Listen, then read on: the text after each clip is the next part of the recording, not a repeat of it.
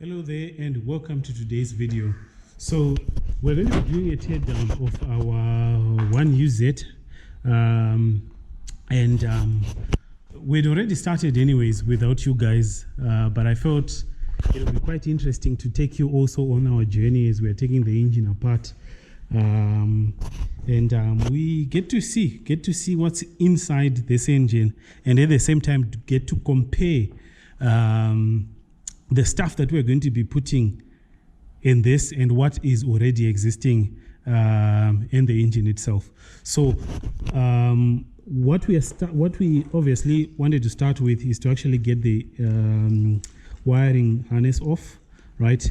Then get all the electricals off, and then we can pull everything else off. We'd started by taking apart the intake manifold, so pretty much we just need to finish off taking off the wiring harness. We take off the wiring harness, we take the plenum that we had taken off, and then we can finish the rest by taking off the intake manifold, and then we can start opening the camshafts and so forth and so forth. The gearbox is still there. Again, it needs to be taken off. So that's pretty much what this video is all about, taking this thing apart, getting to see what actually makes the 1UZ tick. So here are the exhausts that we had actually done. I think I'll just put them right next to the turbo.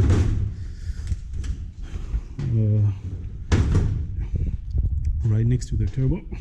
So I always say it's always a good idea to be very, very careful when you're doing this kind of work, because it might take a little bit of a while before you actually reassemble it together. So what I usually do, I like to put the bolts back, like what I've done here. I'll just snip them back in.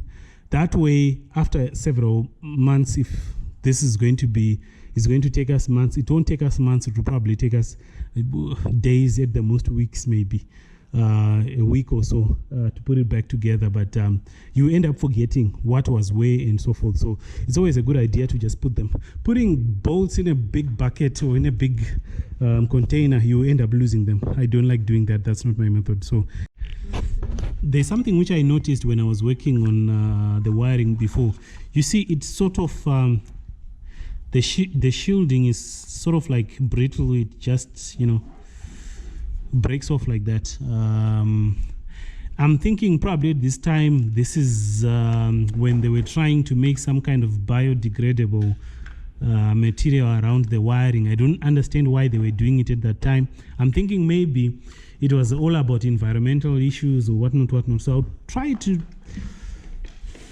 create some kind of better shielding, because this is not good. Wires, when they're exposed like this, this can really be a problem. And I know if you are unfortunate that this car is somewhere where there are rats. When rats see these colors, they will actually think this is something delicious. So that can really be a problem, especially when they bite them off. So this one definitely need to be sorted.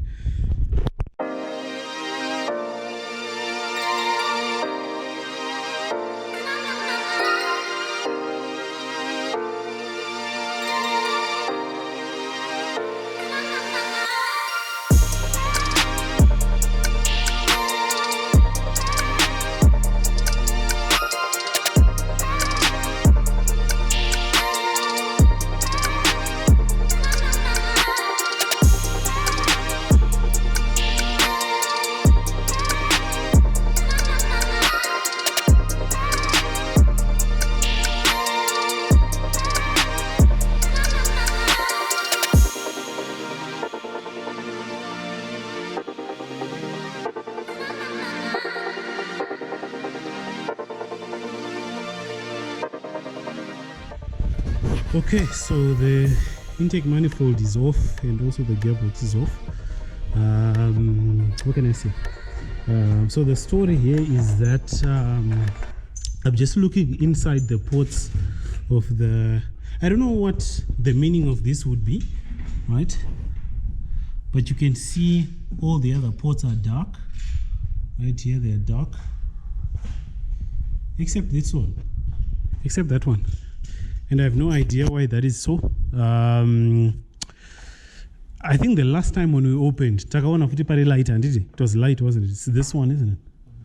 Is it that one? Yeah, it is. It's this one, but of course it's better than before.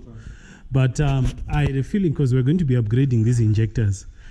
At first, I wanted to get the RX-80 injectors because the RX-80 injectors are direct fit, yes, simply plug and play, and it should work no problems.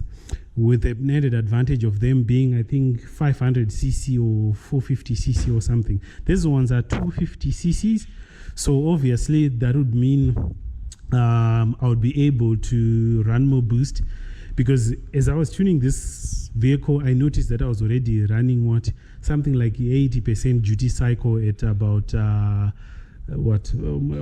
psi, close to 6 psi there about. In fact, close to, 6, I think 6-ish psi thereabout. I was already running 80% duty cycle. So I felt like I don't want to, because there's a stage that you get when you're doing a build which tells you that, the amount of money and effort that you have put, might as well get the new one. So we're getting the brand new Bosch 550cc injectors. They're going to be brand new. So I'm thinking that will give me at least some kind of peace of mind. That's my thought. So you can see the situation I was talking about here before of the wiring harness. It's a brittle thing. It's just breaking apart here. You can see bits and pieces of it in this valley. Now you can see that's the location of the starter. And let me tell you one thing. If that starter goes out, you're definitely going to have a bad day, because look at all this. Look at all that you're supposed to remove just to get to the starter. We are used to a starter being right at the side here, but this one is right in the valley. So this is such a horrible placement, and you will definitely have a bad day. I hope this starter doesn't go out, but it looks like it's almost like the same as the Alteza one. I'll check, because I've got an Alteza starter which is standing by. I think they're the same, which means probably if I have issues, I'll just swap that one. Otherwise, I will have to order it from wherever this engine came from.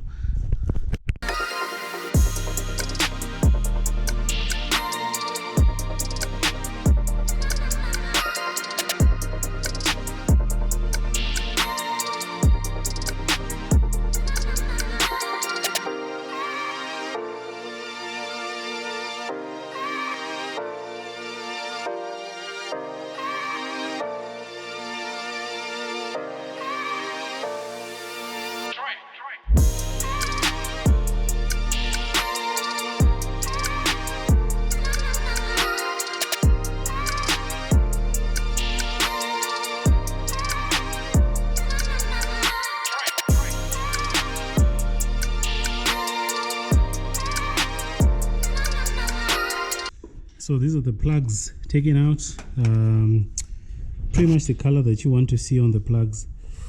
But on the other side, you can see there is this plug which is horrible. I'm not sure if the camera can focus, but this is in horrible shape. This one we couldn't change because it's from here.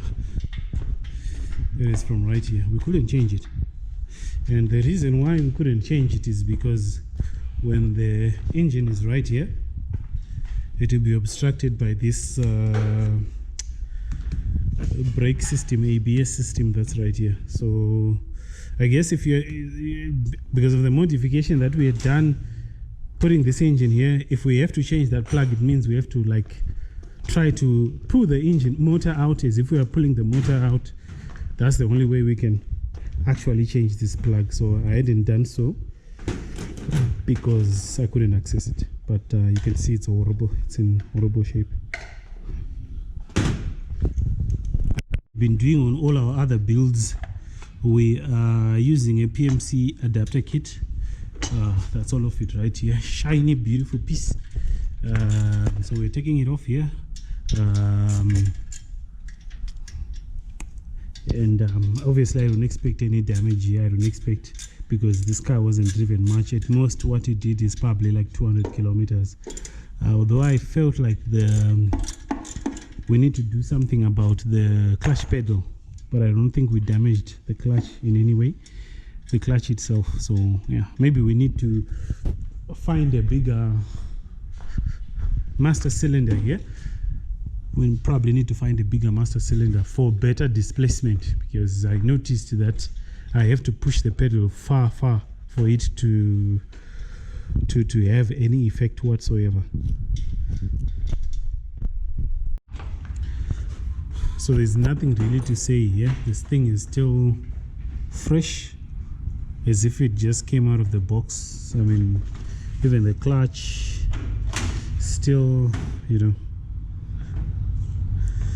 it's still fresh and almost brand new. And the clutch plate, sorry, the pressure plate is still brand new. So nothing to say here. So we're just going to finish off taking off the front accessories like your steering pump, your alternator, and so forth and so forth. I think I'll do this off camera, and then when we take off the heads, then we can see what's inside. So this is the next morning, and we finished taking this thing apart. You can see the engine is in pieces. All the pieces are on this table, right? Some that couldn't fit, we put them underneath there, but pretty much everything is there, right? Obviously we trashed the garage. This went well into the night, and because there was no electricity, because we're having issues of power nationwide, so we had to use some lights, because we were just under the pressure that we just wanted to make sure that today the block goes to where it needs to go, and they do what they need to do, right? So there isn't much really to say about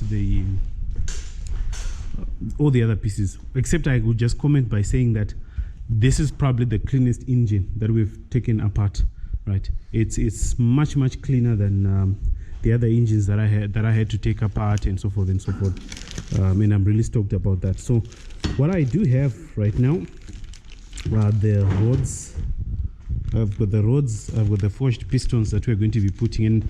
My desire was to really see the big differences. Okay, so let me just open them up from the plastics, and I'll just put them side to side so that we can really see together the differences between the rods and the piston. So this they say is the skinny rod engine, right? So I'm going to compare that with the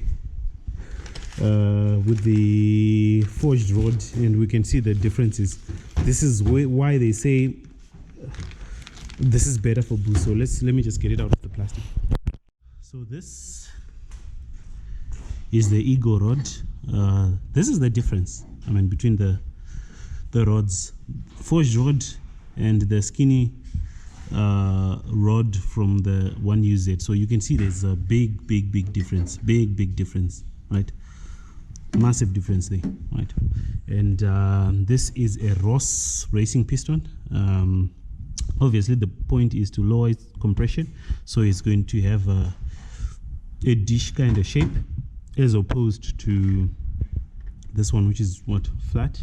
Yeah, it's pretty much flat. So, and you can see the differences. This one looks like it's got more meat than the stock piston. So yeah, big differences, big difference. Hopefully those big differences is what will make us be able to run more boost and also safely. So if anybody really wants these pistons and rods, if you really want them, I'm not gonna use them. After work has been done to my block, they're not going to fit. If you want them, just let me know. I mean, get a hold of me. I'll probably dispose of the whole thing. There's nothing wrong with them. They are perfect. They were running just fine. It's just that we just want to upgrade. That's the story.